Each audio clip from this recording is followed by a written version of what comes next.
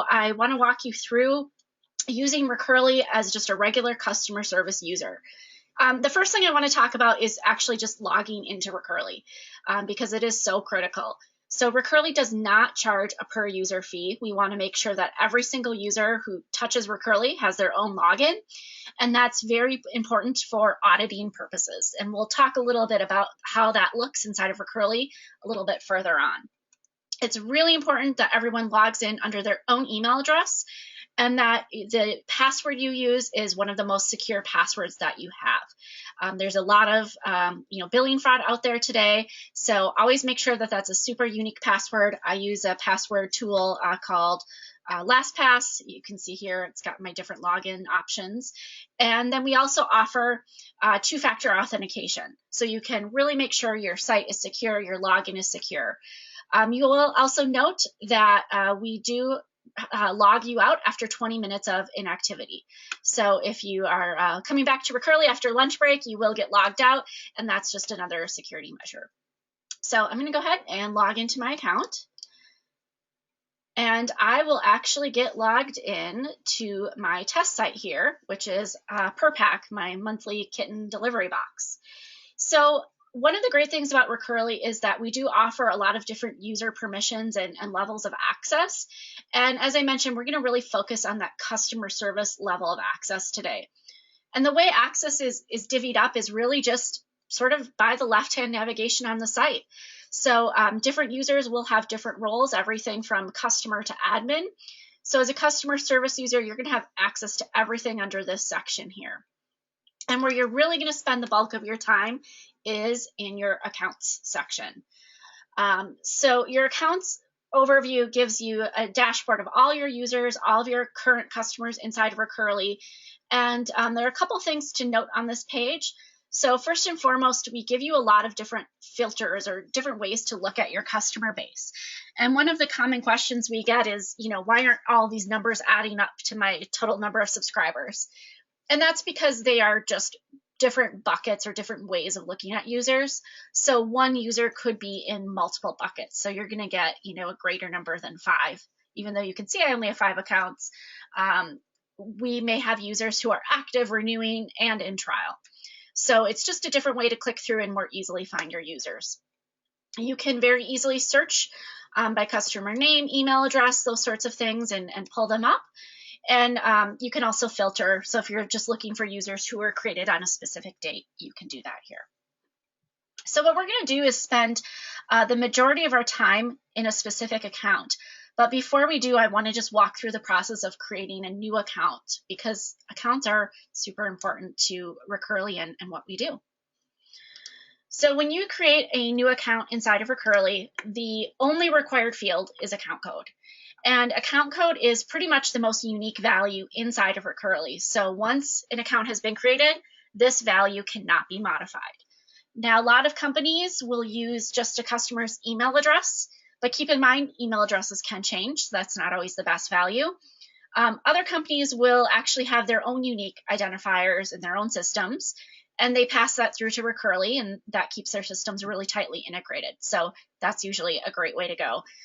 In this case, because we're just doing a simple demo, I'm just going to use email address.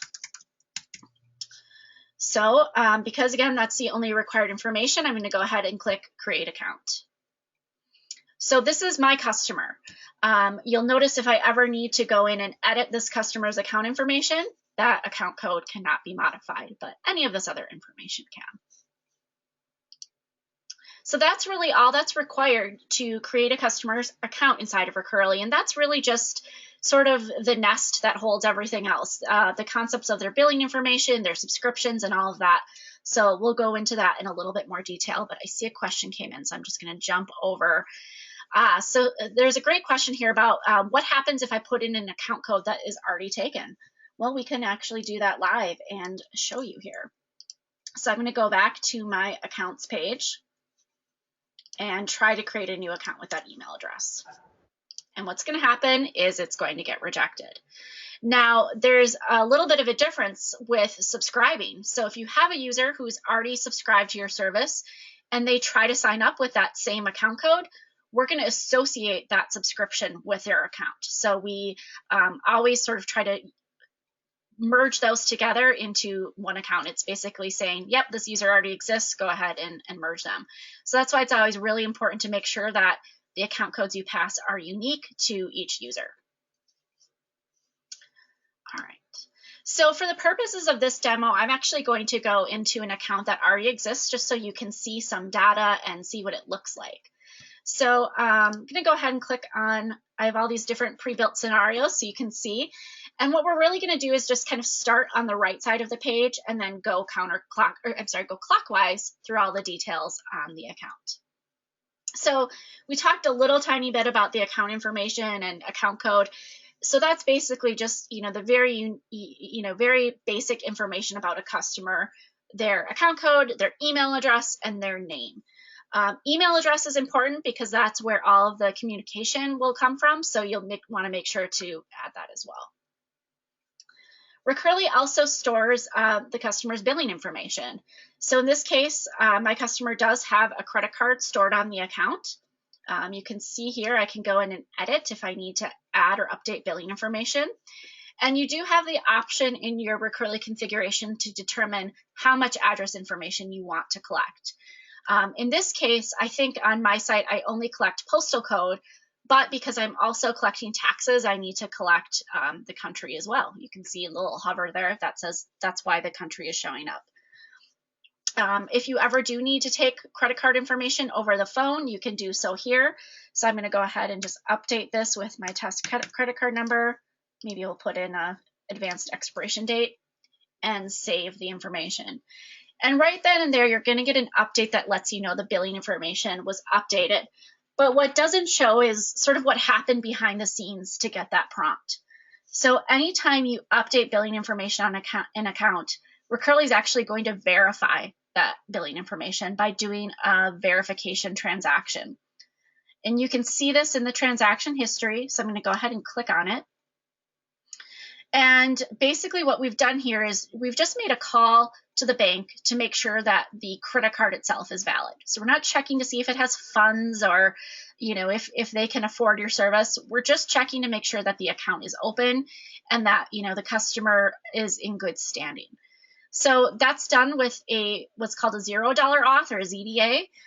In this case, I can do a $0 auth because I have it configured with my bank, and it's considered a cheaper method of doing verification. More traditionally, you might see a $1 authorization, but there are different levels of address information you can collect to actually do a $0 auth, which ends up being cheaper for you as a merchant. So since this transaction was successful, the billing information was saved on the account. If I were to go in and actually put in bad billing information, so I'll go ahead and put in the bad test card number, what's going to happen is that the decline message is going to show on this page so that you can try again. And if I were to go back to this account, you'll see that there was a decline verification and the old billing information is still stored on the account. So we don't override the billing information until we have a successful transaction on the new card. Recurly does also offer a series of hosted payment pages. So you can give your customers a link to update their billing information themselves. This link here is specific to your users. So if you have a section on your website like a My Account section, they could click on that and you could send them through to their custom link here. And the customer could go in and update their billing information themselves. And again, if they put in a bad credit card number, Recurly is going to let them know in real time so that they can update and know when they have been successfully charged or changed their information. Okay. So alongside all of those transaction attempts, Recurly does some very basic fraud checks. These fraud checks are designed to really just catch a high level of fraud. For example, somebody buying 200,000 credit cards off the dark web and finding your checkout page on the web and running them through. So we have a series of limits and scenarios, and if a customer exceeds those limits, we will stop sending the transactions to your payment gateway. And again, this is really for high-level fraud, so we're trying to save you from getting hit by those merchant account fees and those payment gateway fees. We do have other fraud functionality that really allows you to dial down the velocity checks and add in other fraud limits. We do have certain circumstances where a customer really does hit those 10 billion information updates through legitimate, entering in their data wrong. So if that ever does come up, and they contact you, you can always reset their limits and try again, and the customer's transaction will get sent through to their payment gateway. We do have a section for adding account notes. My rule of thumb is if you're ever doing something to a customer's account manually, that you should leave an account note. I always try to link it to my support ticketing system if at all possible, so that, someday if someone needs to come in and see why I issued a refund or did something to a customer, there's always a reference. So account notes are a really good practice, and once you leave them, they're time-stamped. So I'll just leave a quick note here, and they're labeled with my name here. So account notes are just a great way to leave that history for your colleagues. And then the final link on this page is the option to close an account. Closing an account is a pretty severe method if a customer is truly done using your service. Closing the account will cancel subscriptions, it will fail any past due invoices, and it will delete their billing information. Be careful when you're closing accounts, because if they want to come back at some point and want a refund, we no longer have their billing information to issue a refund, and you might have to do it via another method. So in general, I recommend leaving the account open, but maybe terminating the subscription or that sort of thing. One of the hot topics lately is GDPR and the right to be forgotten, which, customers might come in and say, I want my billing information gone. I don't want you to ever bill me again. That's a circumstance where you might come in and close the account. We will maintain historical information, and that's for auditing purposes and accounting purposes, but we will delete all that information for use going forward. All right, all the way at the bottom of this page, you're going to see one of my favorite features of Recurly, which is the activity log. And I talked a little bit in the beginning about the importance of unique user logins, and this is really where it comes into play. If you're ever troubleshooting something, if you're ever having problems with a customer, the activity log is going to tell you the who, what, when, and where of pretty much any action on an account. So we do a number of things. We let you know if something was done via the admin console. So that would be, this UI here. A background bot is just something that's done automatically, like an automatic renewal or, just some sort of systematic process. We also let you know if something was done via the API or if the customer did it via the hosted pages. So you start to get a sense of it was done by someone internally or it was done by the customer. Again, coupled with account notes, these are really great for tracking down issues with your customers. Activity log is a UI only thing. It is just something, an interface for your customer service reps. The more programmatic approach to the activity log is actually webhooks. And you can see we have a link to webhooks here. So I don't have webhooks enabled on this account, but this would send sort of the more systematic messages to internal systems, letting you know how things happened and when things happened, like a renewal or a refund. So we have both that sort of customer-friendly activity log and the ability to build a more computer-generated activity log using webhooks. I'm going to stay away from gift cards and coupon redemptions right now, just because they're, a little bit more advanced. I want to stick to the basics for now. So we're actually going to jump up to all the way up to subscriptions. And of course, subscriptions is really the meat of the Recurly system. So Recurly has the ability to track any level of customer subscriptions. It lets you know the state of the subscription, when they started, what's going on. So this particular account actually has a subscription that's in a trial period. So there's tons and tons of data here.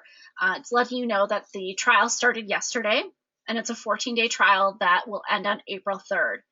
And then on April 3rd, the customer is going to be billed $49.50. And because they're in Minnesota and we collect Minnesota tax here, they're going to get charged a tax fee. So you get a really good sense of what their current status is and what their next upcoming billing status will be. You also have some really cool things you can do from here. The first thing we're going to do is just go ahead and view the subscription. Now, one of the things that often comes up in subscription billing, especially in trial plans, is, oh my gosh, my trial is ending and I didn't get enough time to use it. Can I get a little bit longer of a trial? Absolutely. So we have this option right in here that says change the trial end date. And all this does is push out the next renewal of the subscription. And in this case, the next renewal is the movement from trial to paid. So I might say, you know what, sure, we'll give you another 2 weeks, and I'll push it out to April 17th. So now the customer is still in a trial period, and everything has been adjusted to April 17th. This is a great way to, once they're out of a trial period, you can do this to sort of pause their billing. You might have a teacher who has needs a break from their subscription for spring break or summer break. You can actually extend their renewal until the fall. That way they still stay an active subscriber, but they're not getting billed again until that fall date.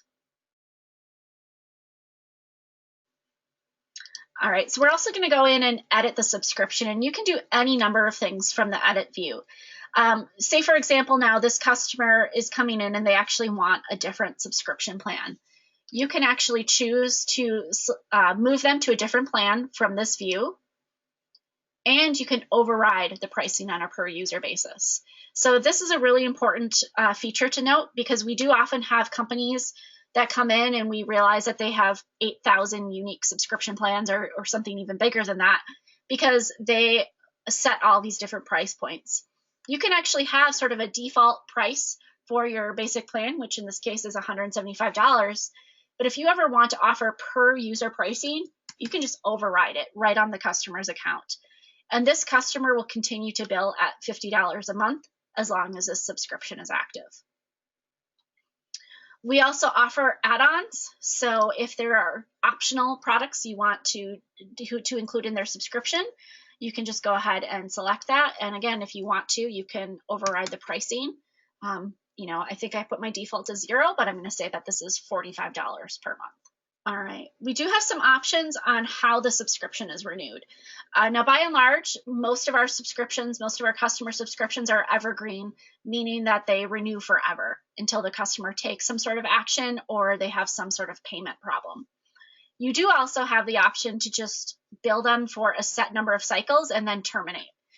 The most common use case for this is typically like gift subscriptions. If you're buying maybe 12 months, your Fruit of the Month club, and you want to bill for 12 months and then expire, that's one option as well. But since renewing forever is the standard, we'll go for that one.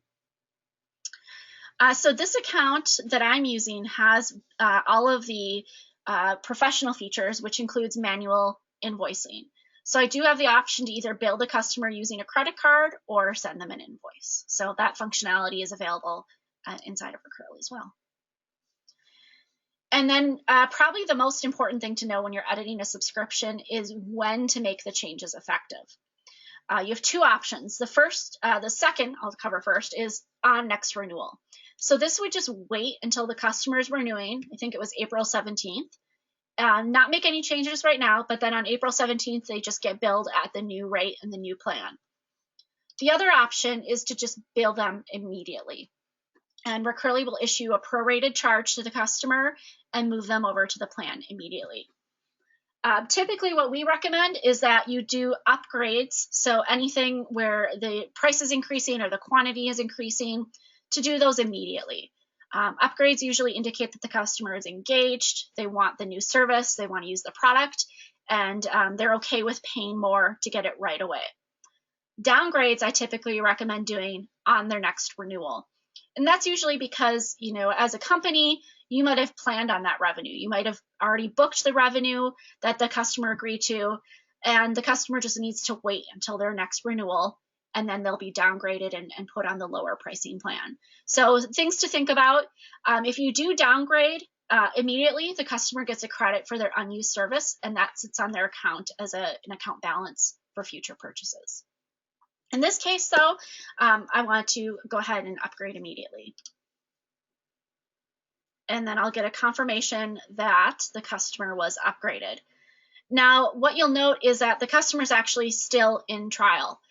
trial periods do convert over. Even if your new plan doesn't have a trial period, that's going to continue over and they will still be in a trial period. So that's something good to know. So if you're downgrading with a time frame of immediately, that's always going to be prorated and it's always going to leave a credit on the account. Once you've done the downgrade, you can always delete the credit and you can issue a manual credit or you can issue a refund, and I'll talk actually about that right now. All right, so the final thing you can do on a subscription is you can actually cancel it. And there are a couple of different options for this, but I'm actually going to move to an account that doesn't have a trial period because I want you to see what it looks like with real money or fake money, because this is a fake test account with a payment gateway. All right. So I'm going to switch over to my test account here, which has a subscription that renews once a day. So I'm actually going to talk through that scenario that was just asked about downgrades and prorations. So I'm going to go back to edit this subscription and I'm going to downgrade it. I'm going to say, you know what, I've given this customer a deal and I'm only going to charge them $20 a month. And I'm going to make this change happen immediately. So what happens is that Recurly actually issues them a proration invoice. So if I go through and click on this invoice, you can see that they were given a credit for the remaining period, and that credit is on the account.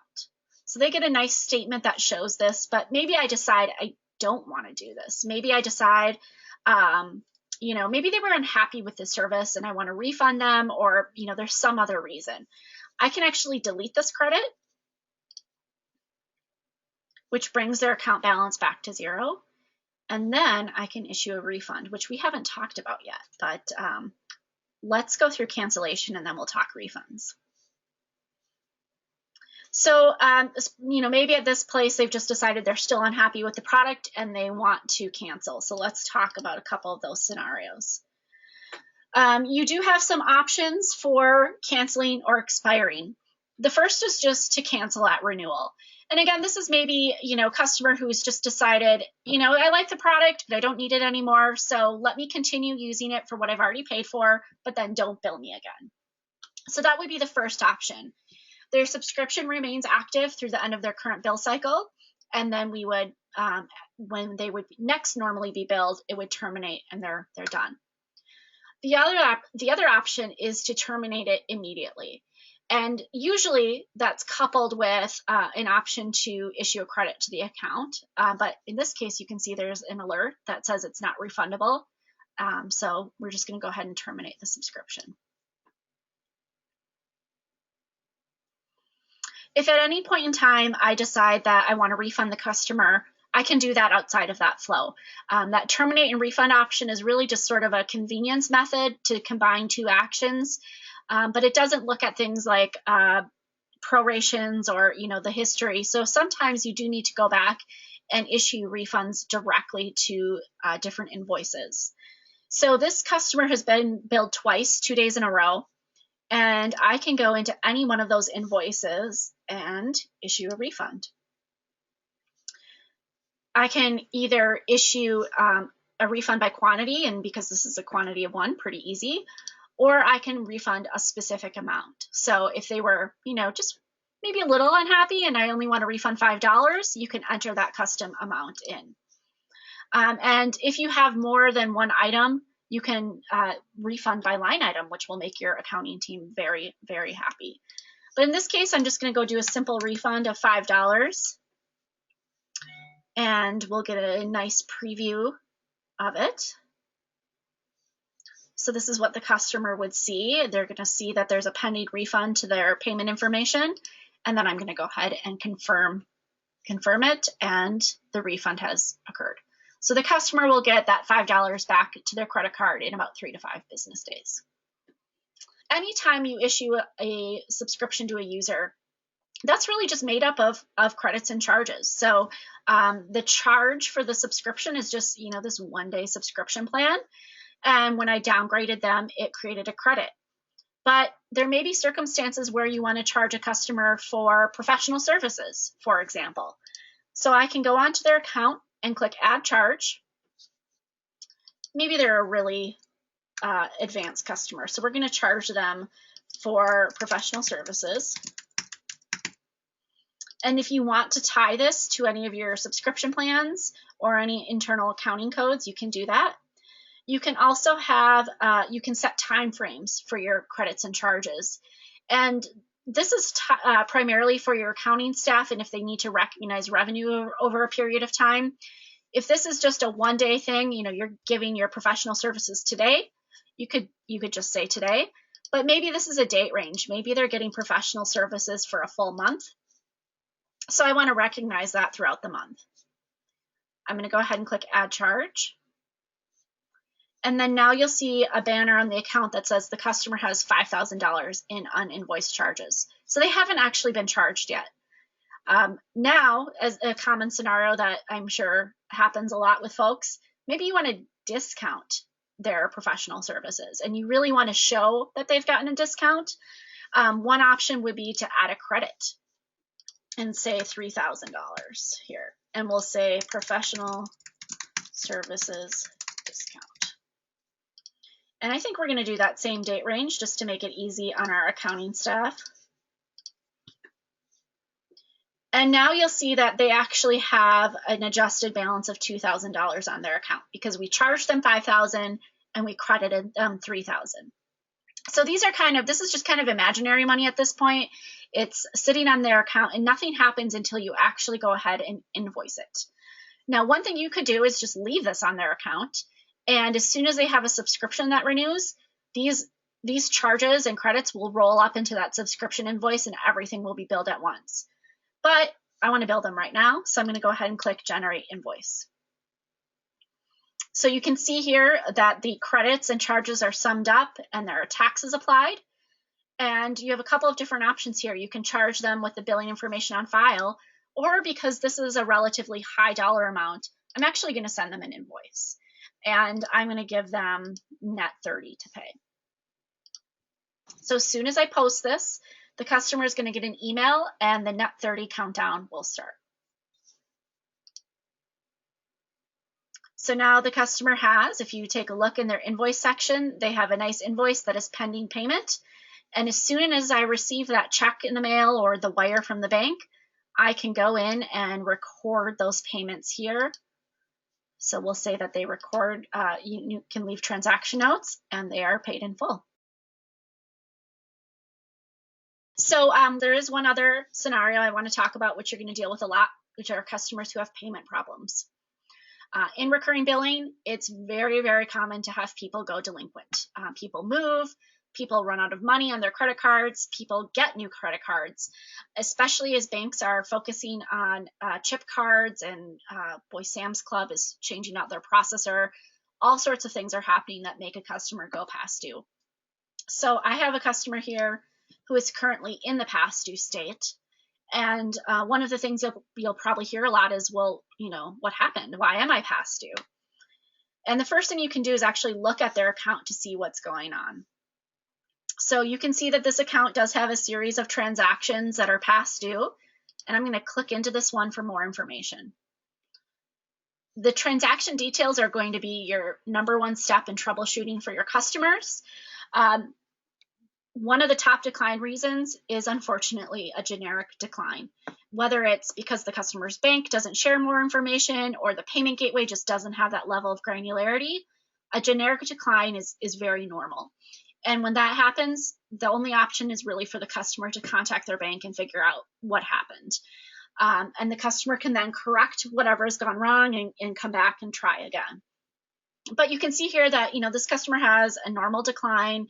You know, you might not know what's going on, but the customer has a couple of different things they can do from here on out. The customer could go in and update their billing information, which we'll do right here. So when the customer goes past due, Recurly is going to send them an email letting them know that they're past due. And if the merchant hasn't customized their emails, it's going to have a link for the customer to update their billing information. So I'm actually going to go ahead and update this with a card I know will work, just like I was the customer. And success, it worked. So the customer gets real-time verification that their their account balance has been collected and they're back in a good state. And if I go in and refresh, you'll see that the customer is back in a good state with a successful collection in their transaction history, and now their billing information has been updated to that new card.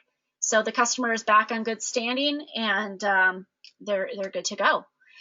So that would be the customer taking action. At the same time that Recurly is sending emails to their customers, we are also trying to recover by retrying the payment. Every few days, we have a lot of logic, a lot of machine learning around how often to retry, when to retry.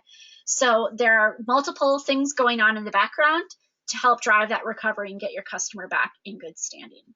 If a bad actor decides to create an account within Recurly and tries to test some stolen credit card numbers, do we have anything in place to lock them out after a certain number of declines? Absolutely. So we talked a little bit earlier about the fraud check limits.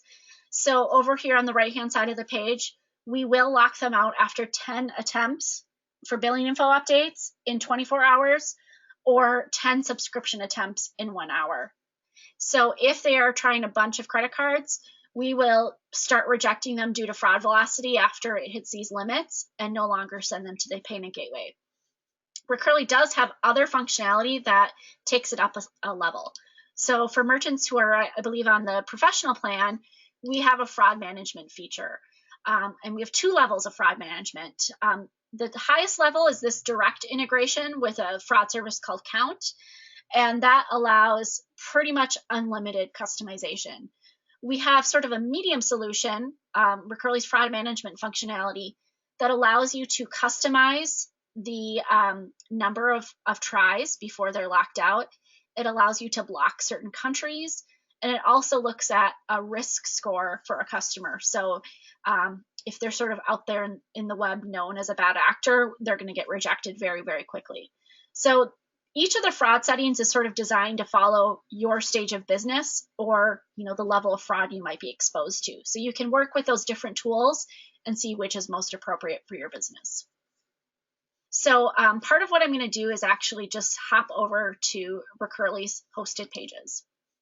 So Recurly's hosted pages are basically our most basic integration option. They're the easiest to implement in terms of PCI compliance and technical integration.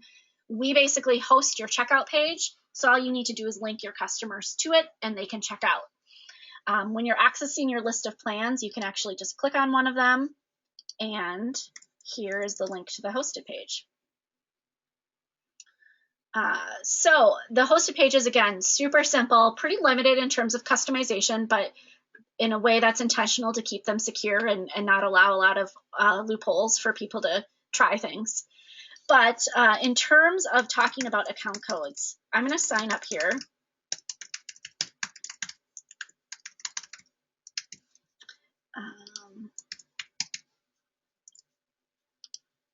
And I'm going to put in my test credit card number. Oops.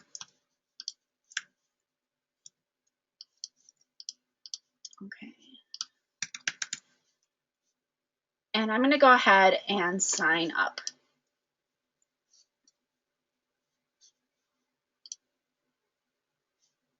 I think I forgot. Oh, they want me to put in the full credit card number.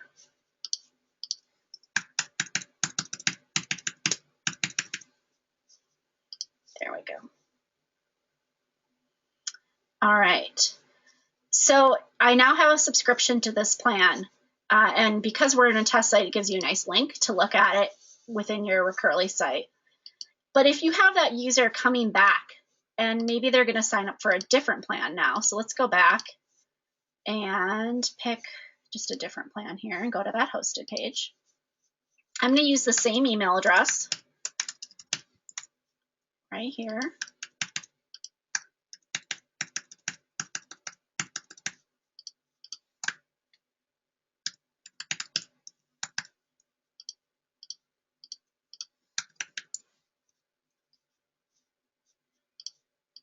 Okay, and I'm going to go ahead and sign up, and I get, again, a subscription confirmation.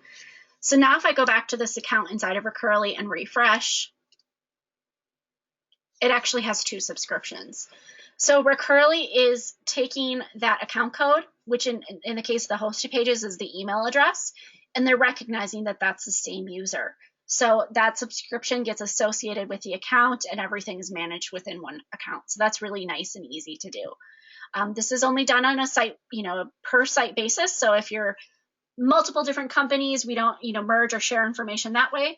But if it's one customer signing up for your business under multiple different plans, they do all get merged onto one account. And Recurly does offer you different options around multiple subscriptions. So you can allow a customer to sign up for the same plan more than once, or you can block that. Some merchants like that, some don't. You can also increase the quantity of things. So lots of different options in terms of subscription signups. All right, folks, I hope you all have a great afternoon. And if you have any questions, that we'll see you on the support front. Bye now.